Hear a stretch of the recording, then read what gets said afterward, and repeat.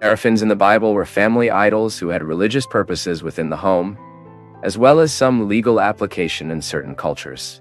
In Hebrew, the meaning of teraphims is unknown, as their derivation is uncertain.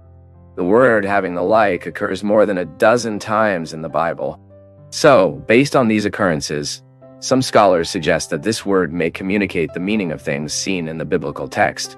In any case, when this Hebrew term is translated into the Old Testament, words such as idols, images, and idolatry are used.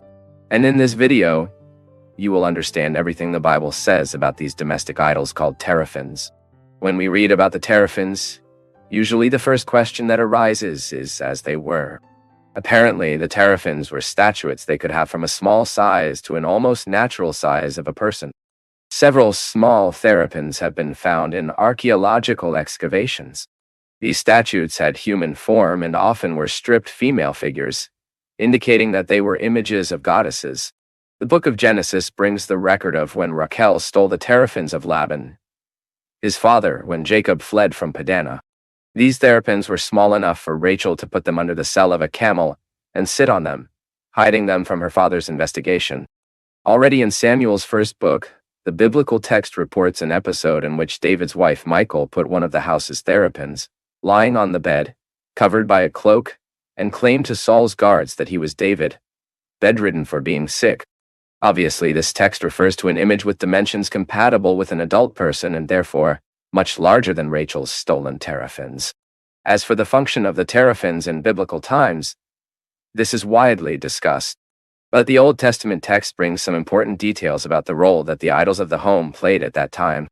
In addition, archaeological discoveries also help clarify how old peoples used teraphims.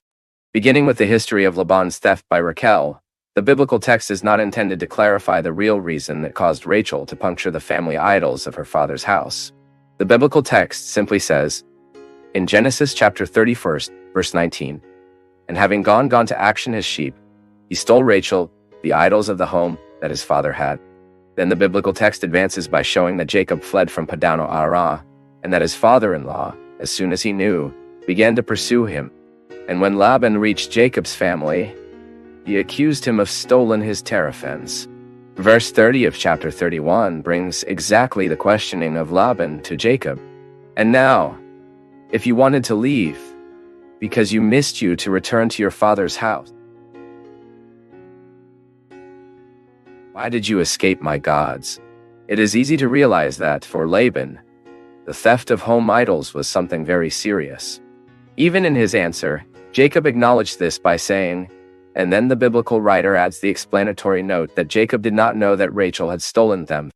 Following, the biblical text also informs that Laban did not find the teraphims with Rachel, and ends up recording the covenant of peace between Laban and Jacob. But materials found in the ancient Mesopotamian city of Nui in present-day Iraq indicate that the teraphims could have a function that surpassed the exclusively religious meaning, which can help us understand Laban's reaction further by realizing that their teraphims had been stolen. It seems that the person who had the possession of the teraphims also had family leadership and guaranteed inheritance rights. Then it may be that Rachel has stolen the teraphims of Laban to provide Jacob the right to claim the possession of the land and the leadership of the Laban clan after the death of his father-in-law. However, news documents they seem to indicate that the family's inheritance rights could not be decided exclusively by the possession of family idols. And this opens the possibility that Rachel has stolen Laban's teraphims also motivated by religious purposes. She had grown in a polytheistic home, and perhaps it had not yet totally free from the pagan influences of her father's house. Some people even talk about teraphims today as if they were simply a kind of ancient perhaps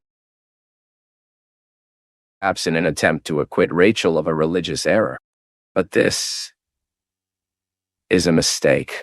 The essential purpose of the teraphims was even the religious character, so that even the rights of inheritance and leadership allegedly represented in the possession of the teraphims were grounded in this principle.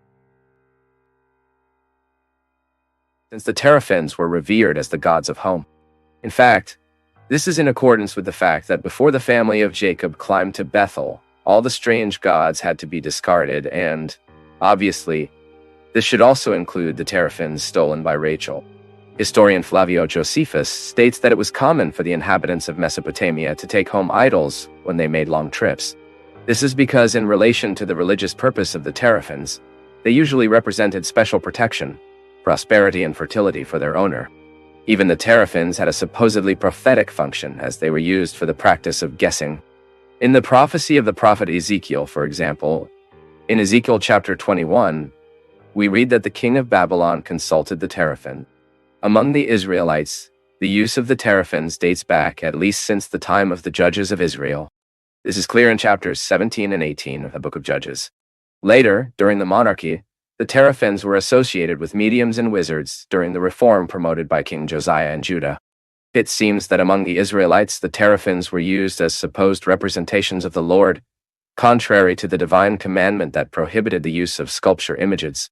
That is why the Bible makes it clear that the use of teraphims was widely disapproved by the Lord's prophets. Since the prophet Samuel, considered the first of the prophetic school of Israel, the cult of home idols was already condemned. Likewise, centuries later, the prophet Zechariah, referring to the use of teraphims in the practice of guessing, said that home idols only say vain things, and compared those who listen to these foolishness with sheep that wanders afflicted by the lack of a shepherd.